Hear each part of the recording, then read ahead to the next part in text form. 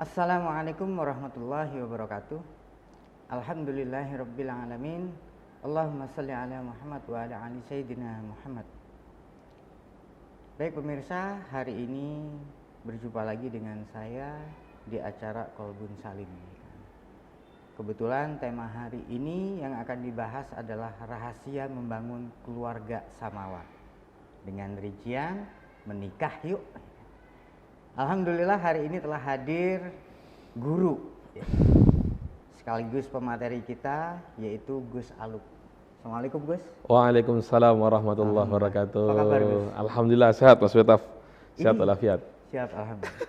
Ini gimana nih Gus nih? Ketika kita tiba-tiba anak muda ini mengajak menikah yuk. Menikah yang seperti apa Gus? Ya bagus kalau minta ngajak menikah bagus. Ya menikah ya secara islami dong harusnya gitu kan. Jadi apalagi sekarang ini kalau sudah waktunya ya monggo menikah, karena nikah itu adalah sunnah Mas. Sunnah nggih. Nikahu sunnati dari Kanjeng Nabi kan, nikah itu adalah sunnahku, famar raghiba an sunnati falaysa minni. Jadi kalau tidak mau menikah berarti bukan golongannya Kanjeng Nabi. Kalau tidak mau menjalankan sunnah Kanjeng Nabi maka bukan dari golongannya Kanjeng Nabi. Seperti itu. Nggih. Kalau mampu monggo nikah. Kalau belum mampu ya jangan dulu. Jangan dulu. Seperti itu. Mas Betap sudah menikah belum? Belum. Belum.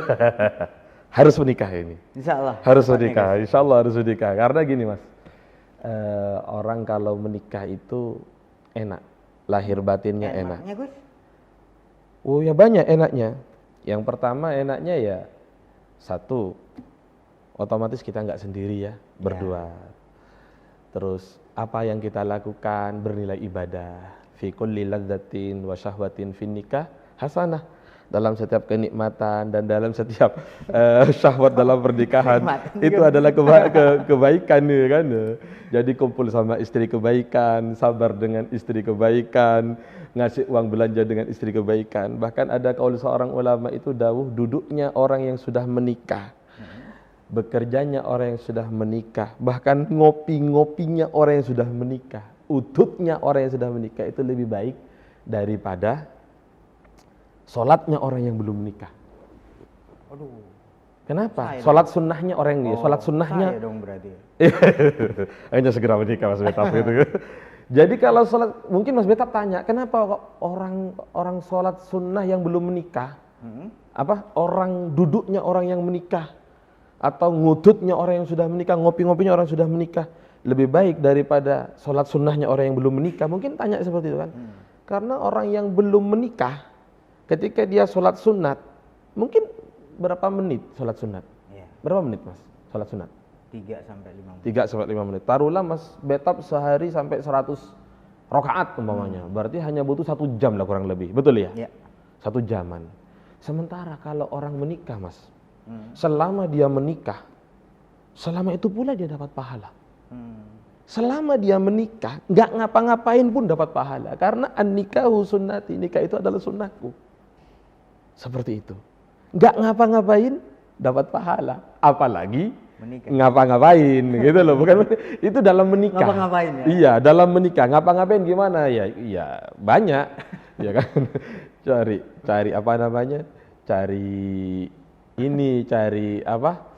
nafkah, cari rezeki yang halal, itu dapat ganjaran semuanya. Bahkan duduknya orang yang menikah pun, selama dia masih dalam status pernikahan, ya selama itu pula dia menjalankan sunnahnya Kanjeng Nabi Muhammad SAW.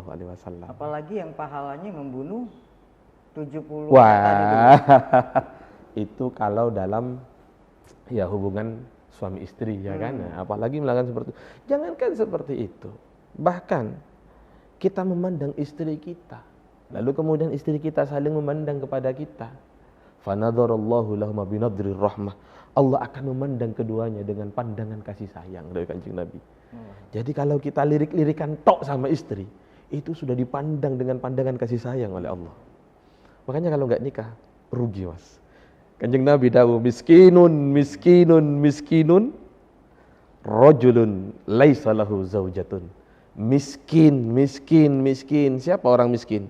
bukan yang tidak punya rumah, bukan yang tidak punya mobil, bukan yang tidak punya usaha, tapi orang yang miskin dawuhnya Kanjeng Nabi adalah laki-laki yang tidak punya istri. Maka segera menikah ya kan. Segera menikah. Insya Allah kalau orang menikah, insya Allah lancar semuanya. Insya Allah. Jangan takut fakir. Iyakunu fuqara yughnihumullahu min fadlih. Mas Betap, saya jujur kalau bicara masalah masalah dalil-dalil saya tidak begitu fasih. Cuman saya boleh cerita ya. Boleh, Bu. Jadi dulu itu 2012 itu Mas, usia saya masih 24 waktu itu. Saya ini asli Wongsorjo Mas. Saya asli Wongsorjo. Waktu itu saya berada di Banyuwangi, kuliah di Banyuwangi, tapi kuliah saya nggak lulus. Kuliah saya nggak lulus, saya nggak bekerja, saya luntang-lantung, saya bingung setiap hari seperti itu. Saya sampai punya pikiran, saya pernah baca buku gini, kalau kamu ingin berubah hidupmu, menikahlah. Kalau ingin berubah hidupmu, menikahlah. Dalam buku itu tersebut dikatakan seperti itu. Akhirnya saya putuskan saya harus menikah. Saya ingin berubah. Saya mikir kalau saya kayak gini tok luntang-lantung, saya gila lama-lama. Saya harus nikah. Nah, saya itu bingung mau nikah gimana caranya kan gitu kan. Bingung. Cuman saya pernah baca buku lagi, pernah baca satu buku, jika engkau bingung untuk mendapatkan apa yang kamu inginkan, perbanyak baca sholawat. Baca sholawat. Saya waktu itu banyak baca sholawat, setiap hari minimal 1000 sholawat Mas. Ini pengalaman ya, cerita pengalaman aja. Baca sholawat terus, akhirnya Mas Betaf, singkat cerita tanggal 14 Mei saya menikah. Sebelum menikah, guru saya berpesan seperti ini. Luk, jaga 4 hal. Yang pertama, sholat berjamaah. Sholat berjamaah, ya kan. Nomor 2, perbanyak baca istighfar, kata guru saya, Al-Mukarram Kiai Haji Fadlur Rahman Zaini. Yang nomor 3, beliau dawuh perbanyak baca sholawat. Iya. Yang nomor 4, obao. Tahu obah ya Mas ya? Obao, bergerak. Bergerak, ya, artinya ya ikhtiar, kerja. Jangan cuma di rumah tok, kerja. Bergeraklah, karena al-harokah barokah. Bergerak itu barokah. Ya, yang penting keluar rumah, silaturahmi, apapun ya. Waktu itu saya memang nggak kerja. Saya menikah itu kondisi kuliah tidak lulus, belum bekerja Mas. Maka kalau ada orang nggak berani menikah gara-gara belum bekerja, wah, salah besar. Karena kita punya Allah. Jangan takut, kita punya Allah dan Allah berjanji iyakunu fuqara yughnihumullahu min fadli. Kalau fakir, Allah yang mengkayakan. Jangan takut untuk melarat. Selama kita bersama dengan Allah, selama kita bersendernya kepada Allah, insya Allah dimudahkan oleh Allah. Tapi kalau kita bersender kepada orang tua, bersender kepada kekayaan kita, bersender dengan mungkin jabatan kita, nggak mau nikah kenapa? Hurung duit, hurung duit bondo, nggak mau nikah kenapa? Karena saya belum bekerja, nggak mau nikah kenapa? Duh, saya masih. Ya, selama kita bersender kepada makhluk, hidup kita akan susah. Oke, baik Gus. Sender, gini Gus, menikah itu kan menambah rezeki. Iya, betul. Pemahaman orang kan setelah menikah makin rumit. Masalah Pemahaman sini, orang. masalah itu, ya kan? Terus akhirnya pengeluaran. Nah, itu dari mana Gus? Iya. Ketika menikahnya hanya sekedar menikah Mas, banyak masalah. Tapi ketika menikahnya karena Allah, karena ini perintah dari Allah, insya Allah, Allah yang mengatur hidup kita. Ya kalau dipikir sendiri mumet. Kalau dipikir sendiri mumet. Tapi kalau kita kembalikan kepada Allah. Ya Alhamdulillah setelah saya menikah Mas. Waktu itu, tak lanjutkan ceritanya ya. Biar nyambung, maksudnya biar tidak, biar saya ketemu, biar pemirsa juga ketemu.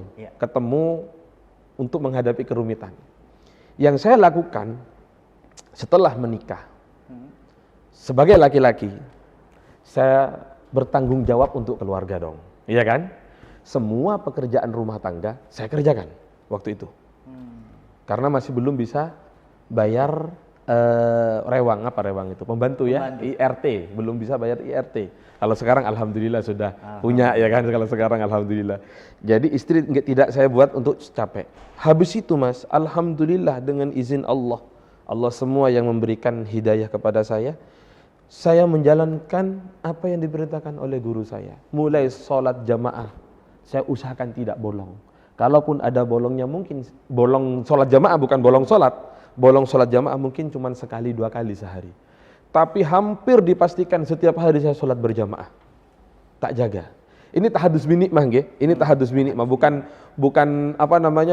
pamer ibadah, bukan. Ini tahadus binikmah bahwa selama kita bersama Allah, wa may yattaqillaha yaj'al lahu makhrajan wa yarzuqhu min haitsu la yahtasib.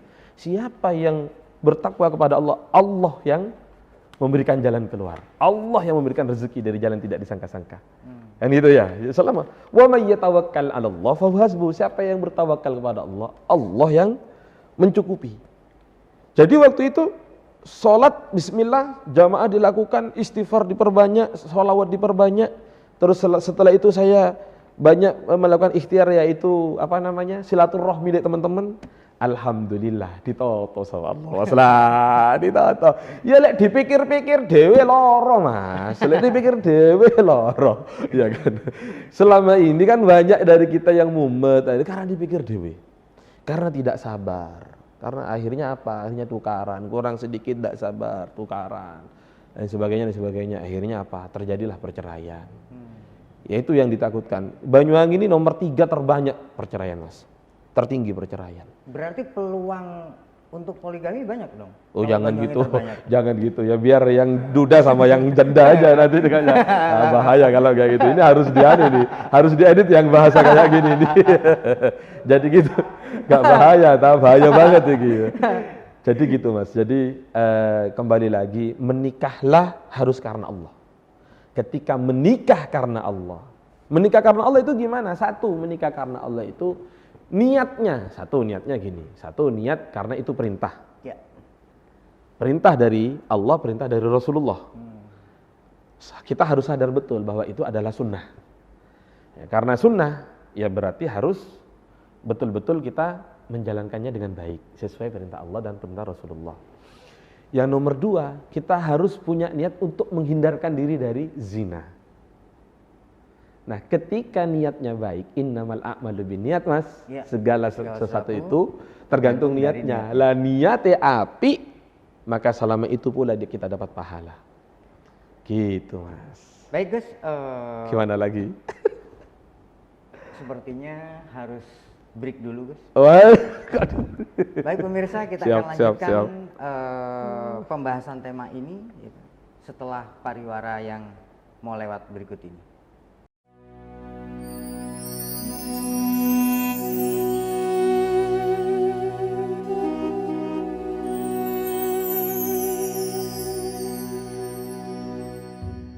Baik pemirsa, jumpa lagi di segmen kedua, ya kan? Masih tetap membahas yuk menikah. Gus, saya mau nanya mungkin pertanyaan ini rada menggelitik ya Gus. Gimana? Bagaimana cara membuat rumah tangga itu adem, istri nggak ngamuan Gus? Iya. Ya harus pakai jalur langit dan juga jalur bumi. Jalur langit itu seperti ini Mas. Yang punya hati itu Allah. Yang punya istri kita Allah. Pertama ya kita titipkan dulu kepada Allah istri kita. Terkadang kan kita kan berusaha untuk ini istri ini bisa berubah karena kita. No. Yang punya istri itu Allah. Yang punya hatinya istri juga Allah. Kita titipkan kepada Allah. Gimana caranya? Ya kita doa. Ya Allah, jadikan istri saya menjadi istri yang solehah. Panjenengan yang punya istri saya, panjenengan yang punya hatinya, saya hanya dititipi. Istri kan titipan Mas. Iya kan? Istri, anak, dunia, semua yang kita miliki itu titipan dari Allah. Ya bagaimana kita bisa menjaga titipan dari Allah? Ya kita minta kepada Allah agar kita dimampukan. Satu itu. Yang nomor 2, kita setelah dititipkan kepada Allah, kita harus sadar betul bahwa semakin kita sabar menghadapi seorang istri, insya Allah semakin diangkat derajatnya oleh Allah. Imam Ghazali dawuh, was-sabru ala lisanin nisa mimma yumtahanu bihi awliya'u. Jadi sabar kepada lisannya seorang wanita. Ngerundele wong wadon, ngamuke wong wadon itu bagian daripada ujiannya para wali. Banyak sekali orang yang diangkat derajatnya oleh Allah, bahkan makomnya makom waliullah, menjadi waliullah seperti siapa, Syekh Abdurrahman Bajal Haba itu karena sabar terhadap istrinya. Ya sabar terhadap istrinya. Kalau sabar terhadap istri, insya Allah. Jadi satu kita titipkan kepada Allah, ya kan? Kita minta kepada Allah. Yang nomornya kita harus sadar betul bahwa kita sebagai laki-laki harus sabar. Mas Betap, di dunia ini ada dua yang tidak bisa salah, Mas. Siapa? Ah, siapa? Bagus bertanya.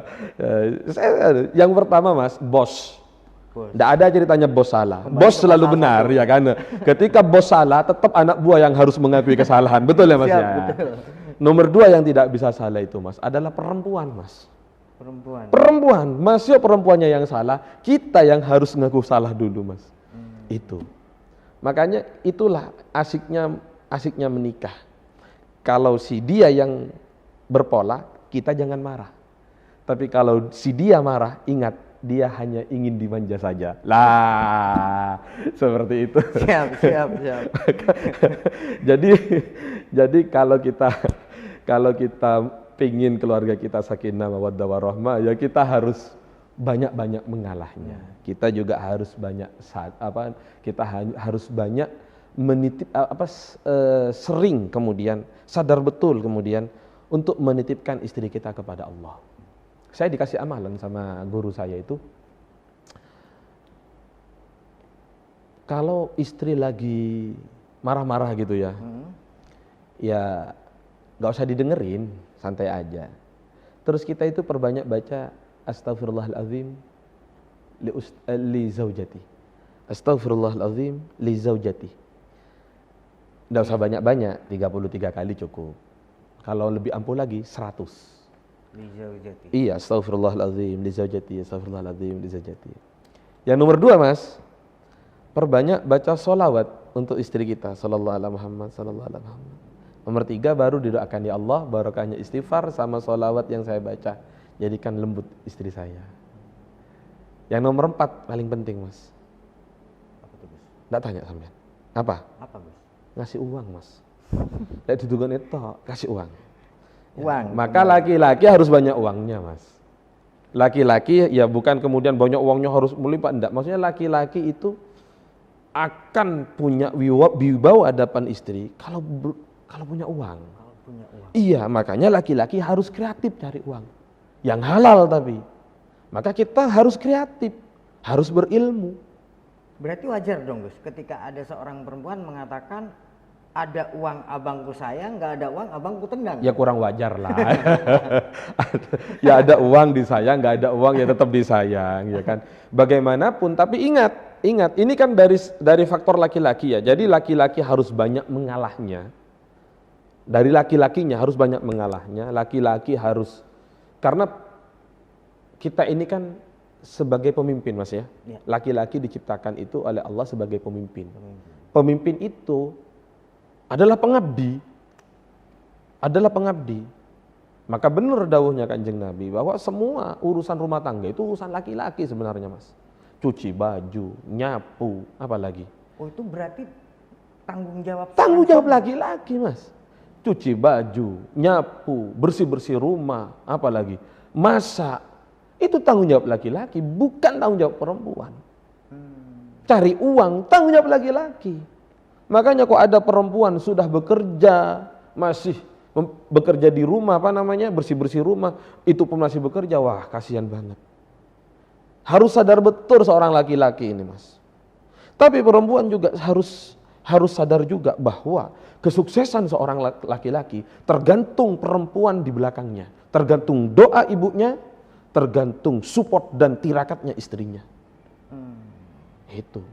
Ya perempuan harus sadar, bagaimana punya suami sukses, ya perempuannya harus support dengan doa, support dengan kesabaran, support dengan kelembutan. Laki-laki akan kuat kalau dihadapi oleh perempuan yang lembut. Nah, paham ya? Paham. Maka ayo segera menikah. Insya Allah, Gus. Karena sebetulnya bukan saya nggak mau menikah, Gus, tapi memang eh, pengalaman yang rada tidak enak. Gitu. Ya, Iya. gini aja Mas. Yang punya kita kan Allah. Ya, Yang punya perempuan juga Allah. Ya, ayo kita lobby kepada yang punya. Kita lobby. Diniatkan aja, diniatkan ya Allah, saya menikah untuk beribadah kepadamu ya Allah.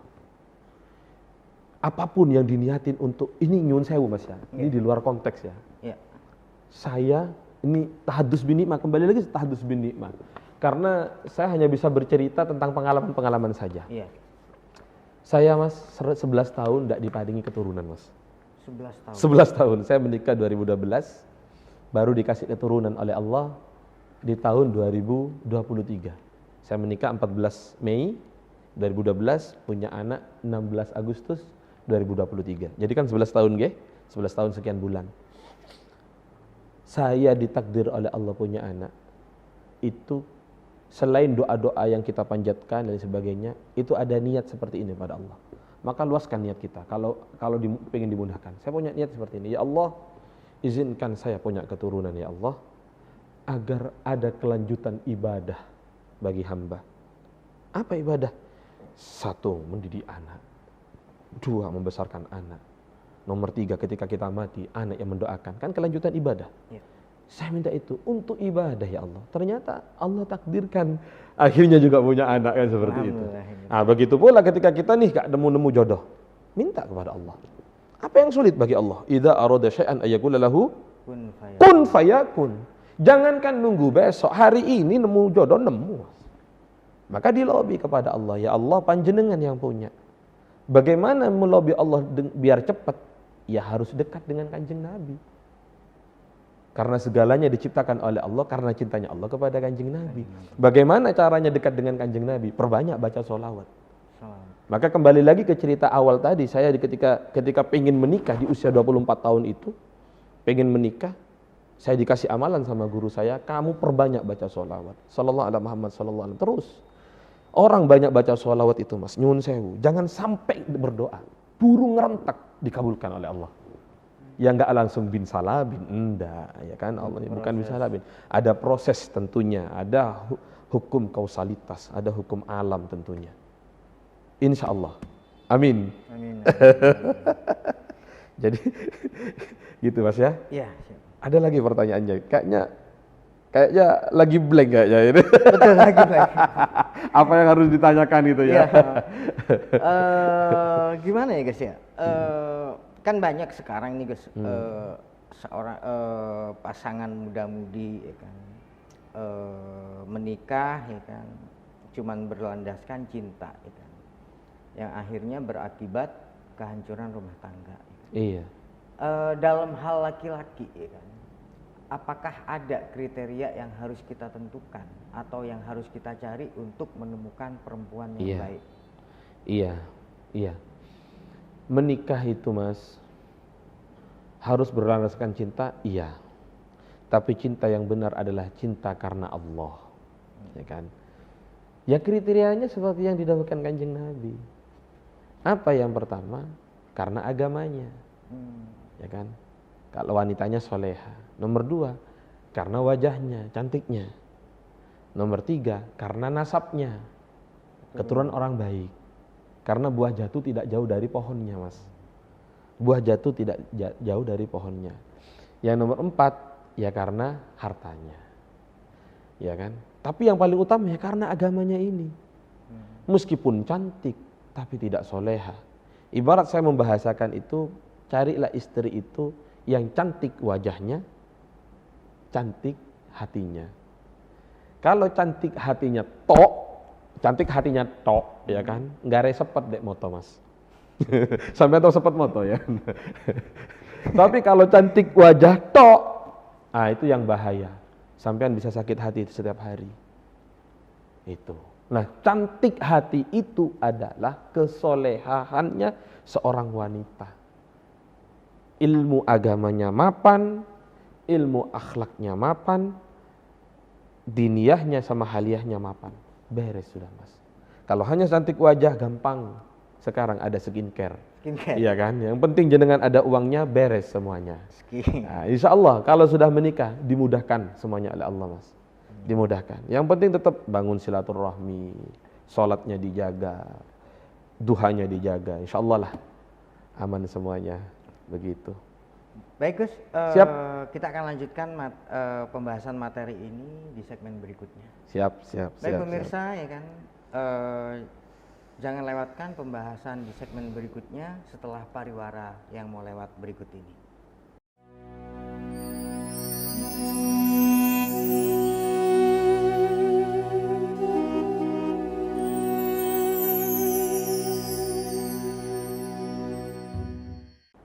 Alhamdulillahirrabbilalamin, ya kan. Kita jumpa lagi di segmen ketiga, ya kan.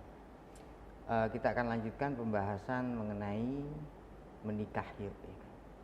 Baik Gus, ini kan Siap. saya sebagai laki-laki Gus, saya nggak munafik Gus ya.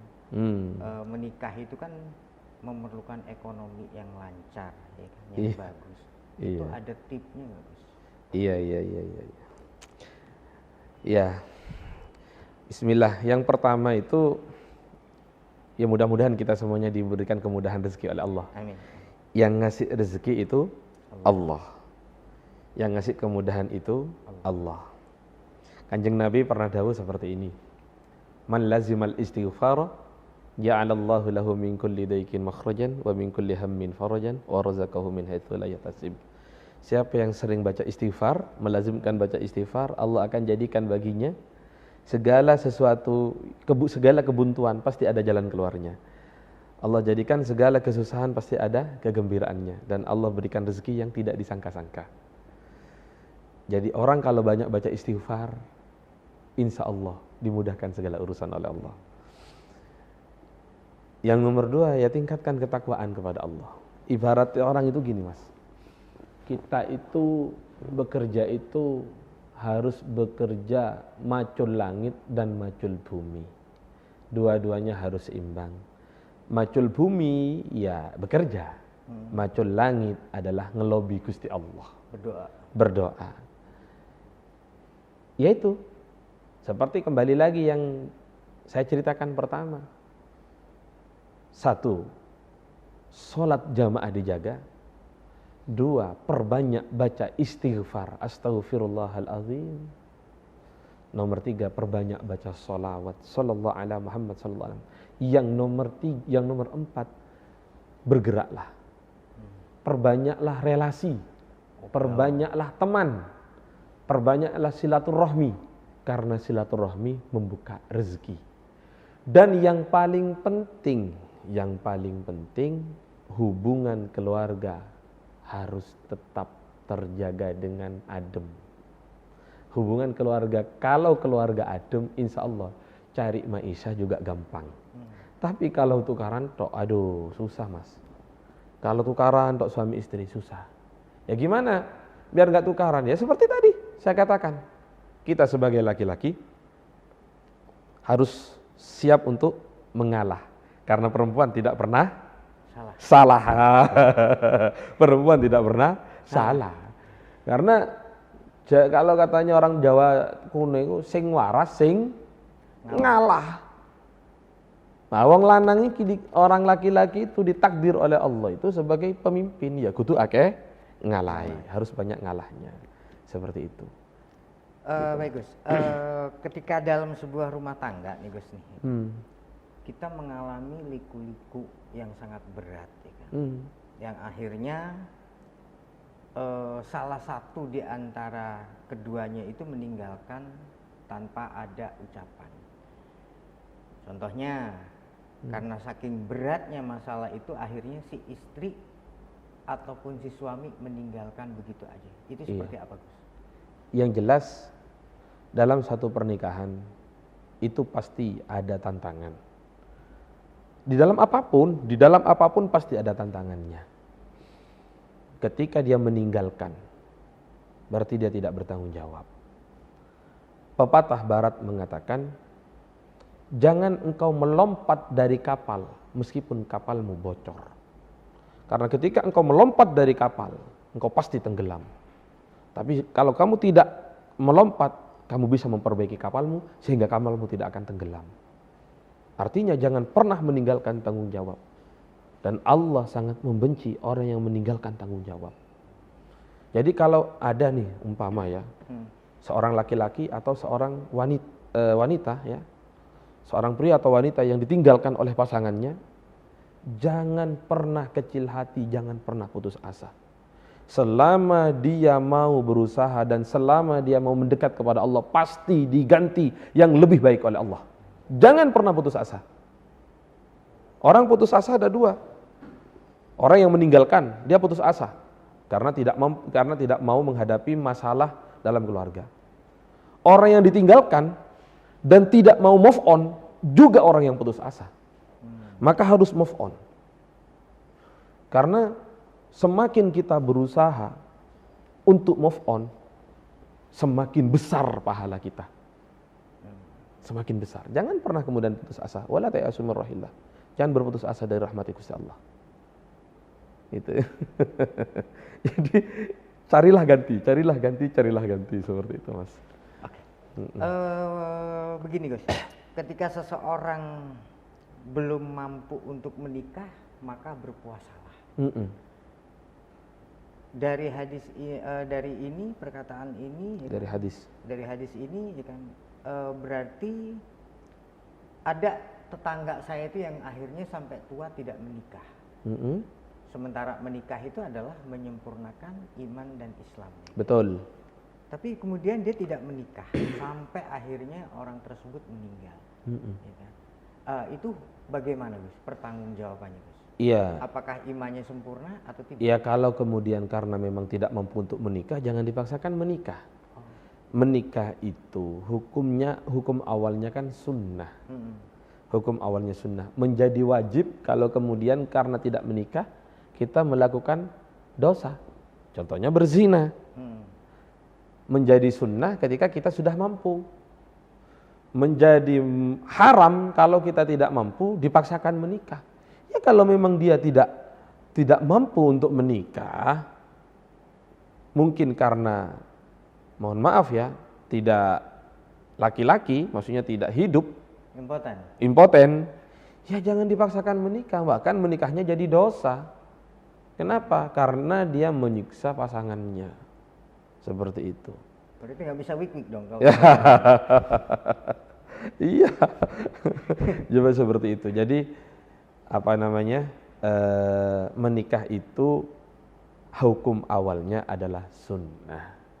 Yang haram itu adalah kalau tidak mau menikah karena tidak mau menjalankan sunnahnya Kanjeng Nabi. Oh, saya nggak mau menikah, kenapa? Karena itu sunnahnya Kanjeng Nabi, saya nggak mau menikah. Famar raghiba an sunnati falaysa minni. Siapa yang tidak mau menjalankan sunnahku, maka bukan bagian dari. Bukan. Tapi kalau nggak menikahnya karena memang tidak mampu untuk menikah, ya jangan dipaksakan menikah, jadi haram kemudian. Seperti itu. Gitu Mas Betaf. Gini, satu lagi Gus. Ketika seseorang perempuan ya kan,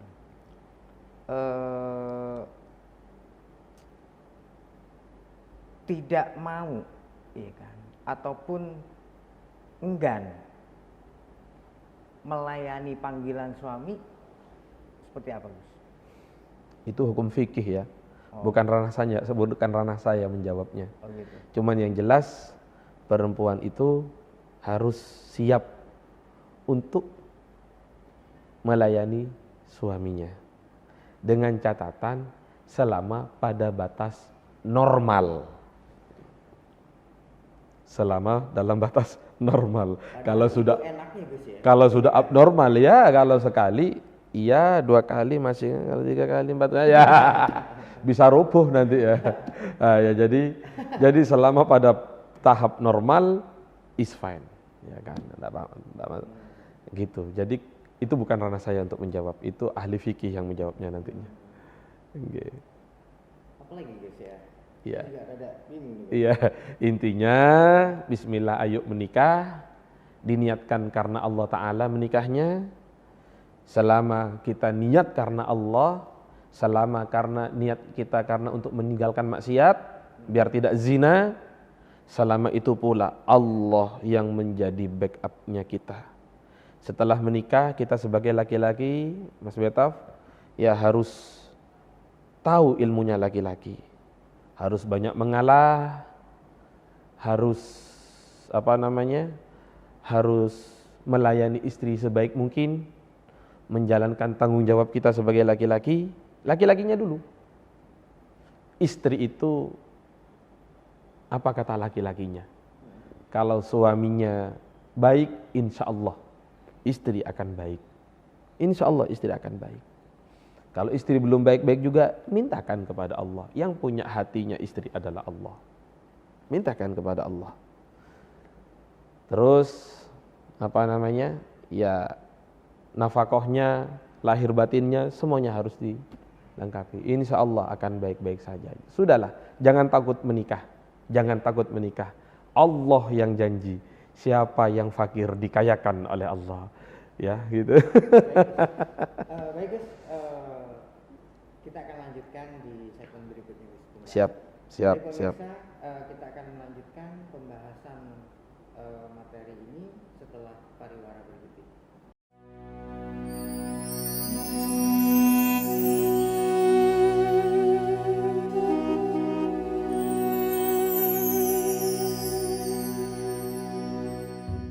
Pemirsa, kita telah memasuki segmen terakhir dan kita akan membahas ini. Di sesi ini ada satu pertanyaan yang mungkin saya sampaikan kepada Gus. Baik Gus. Siap. Menikah untuk mencapai sakinah mawaddah itu kan bisa dianggap dengan adanya seorang anak, bisa dilengkapi dengan adanya seorang anak. Betul. Resepnya seperti apa, Gus? Resep gimana itu ya? Untuk bisa mendapatkan anak cepat. Waduh, saya tidak punya resepnya karena saya sendiri 11 tahun boten diparingi. Saya 11 tahun Mas Betap tidak diparingi, tapi alhamdulillah sekarang diparingi. Ya kan? Ya ikhtiar aja. Ikhtiar saja, yang mungkin ada yang belum punya keturunan, ikhtiar saja, ya. Ikhtiar semuanya dilakukan, ikhtiar langit, ikhtiar bumi. Artinya ikhtiar langit berdoa kepada Allah, ikhtiar bumi ya ke dokter spesialis kandungan yang saya lakukan itu. Habis itu ya kita pasrahkan kepada Allah. Itu. Dan otomatis setelah punya anak, tidak cukup punya anak toh. Tapi bagaimana kita punya anak yang soleh atau solehah. Karena salah satu dari kebahagiaan seseorang itu kalau istrinya itu solehah, anaknya baik-baik, tetangganya baik-baik, sama pekerjaannya di sekitar rumahnya saja. Nah, mungkin pertanyaannya bisa diganti, gimana caranya punya anak yang soleha ya kan? Ya ini bukan jawaban dari saya ya kan, kalau saya kan masih belajar. Saya sendiri masih belum bisa dikatakan sukses punya anak yang soleh karena anak saya masih kecil. Saya tidak tahu masih bagaimana ke depannya anak saya. Cuman dawuhnya guru-guru saya itu, kalau pengen punya anak yang soleh atau soleha itu, jaga 4 hal. Yang pertama, jaga makanannya, kasih makanan yang halal. Karena makanan yang halal itu, makanan itu kan komposisi utama Mas. Ibarat bikin kue, itu tepungnya. Kalau tepungnya sudah jelek, kuenya nggak enak. Meskipun sudah diracik gimana, pasti nggak enak. Tapi kalau tepungnya sudah bagus, berkualitas, bahannya bagus, nah tergantung yang bikin nantinya. Nah, tergantung yang bikinnya pinter, maka kuenya jadi enak. Gitu. Jadi jaga makanan, jangan sampai dikasih makanan yang haram. Karena makanan yang haram, man akalal haram, mata qalbuhu. Siapa yang makan makanan haram, mati hatinya. Dawuhnya Kanjeng Nabi dalam kitab Wasiatul Mustafa itu kan. Yang nomor 2 Mas, ya, dawuhnya guru saya, yang kalau pengen punya anak yang soleh atau solehah, jangan lupa untuk didoakan. Mendoakan anak kita itu penting. Sangat penting karena doanya orang tua kepada anaknya itu seperti doanya Nabi. Kadang kita kan pengennya anak kita soleh atau sholat, tapi kita lupa mendoakannya. Ditirakati. Yang nomor 3 apa? Yang nomor 3 adalah kasih contoh yang baik. Kalau pengen anak kita ya ahli Quran, senang baca Quran, ya kita dulu jadi orang senang baca Quran. Kalau pengen anak kita ini senang jamaah, ya kita dulu senang jamaah. Karena buah jatuh tidak jauh dari pohonnya. Yang nomor 4, ini kalau anak kita sudah belajar kepada guru, jangan sampai kita apa ya, kalau katanya orang Madura itu cangkolang, bengkak apa ya. Jangan sampai kita mengecewakan gurunya anak kita.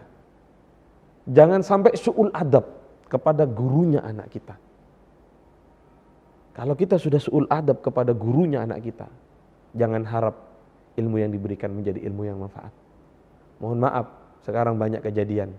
Ketika anak sekolah ditegur sama gurunya karena tidak sholat atau tidak mengerjakan PR, ditegur sama gurunya atau dipukul sama gurunya, tidak terima.